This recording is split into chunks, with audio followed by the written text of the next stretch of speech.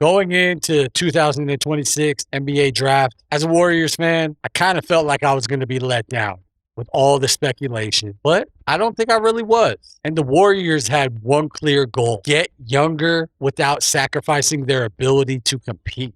And with the 11th overall pick, the Warriors selected Yaxel Lendenborg out of the University of Michigan. Uh-oh, I already smell problems with Draymond, Mr. Michigan State. And he was one of the most versatile players out of this draft. So I got excited when I seen that pick. He rebounds, he defends, he can handle the basketball, he plays with energy, he brings the type of athleticism that the Warriors have been missing. Later in the draft, the Warriors also added LeJay Jones, another player with defensive upside. And with LeJay, I don't know, with the description, how they were describing him, I heard that he was a very limited player, just a 3-and-D guy. So that kind of wiped out any happiness I had, at least with this pick. Neither rookie is really expected to carry the franchise this season going in, but meaningful minutes is another thing. So I like that. Hey, this is the Authentic Take. This is a segment called Top of the Dome. Make sure if you like the content, you hit that subscribe button. Let's go. So let's be honest. Obviously, like I've been saying video after video, this still all revolves around Steph Curry. As long as Steph is healthy, the Warriors have a chance against anybody. Then there's Jimmy Butler. His toughness,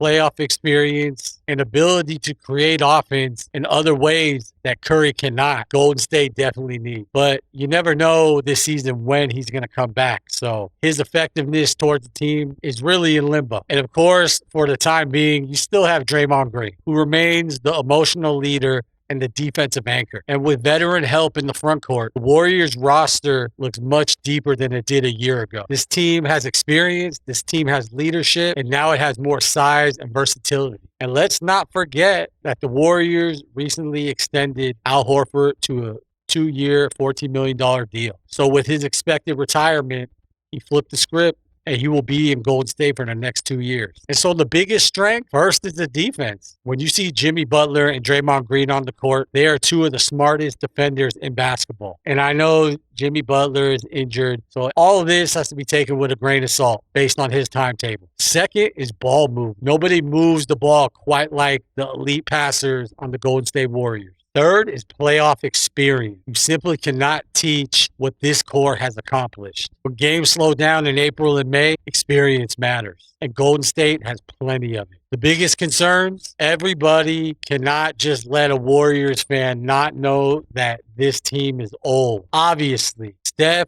Jimmy, and Draymond are old. You see their grades coming in. These guys have logged a lot of NBA miles. And health is going to be everything, because if Steph Curry happens to get runner's knee again or something like that, his health will dictate how successful the Warriors are this season. The second concern is consistent scoring. Outside of Steph, who is your second and third option? I think you got to find it. Could Brandon Podemski fill that role and finally be a consistent scorer? I don't know. To me, it kind of feels like inconsistent is his name. And with no more Jonathan Kuminga, Moses Moody out seemingly for the whole season, Jimmy Butler trying to work his way back, we need someone. For me, not trying to go back to the draft, but our number one pick or first round pick, I think he's got to pull his weight a little bit. And besides him, the young players need to step way up. If Quentin Post is still on the team, he's going to have to step up, but Steve Kerr's going to have to play him. But Pat Spencer, obviously Guy Santos, and we just need the young core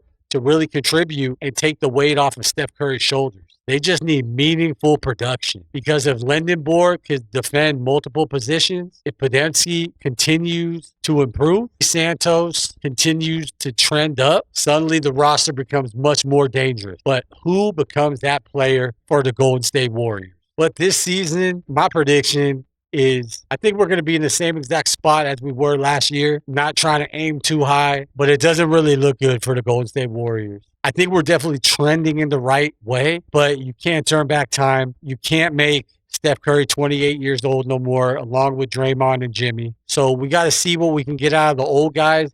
We got to see if Steph Curry is fully healthy, because that definitely changes. We got to see if Draymond is still with the team with his player option. We got to see if they re-sign KP, which will definitely be a great addition. So as far as the roster is right now, I see them as a playing team. I see them as a playing team still. But tell me what you think. After this draft, are you feeling like the Warriors are contenders now? Make sure you drop a like, leave a comment, and subscribe to the Authentic Take. Until next time, time is running out. It's not running in.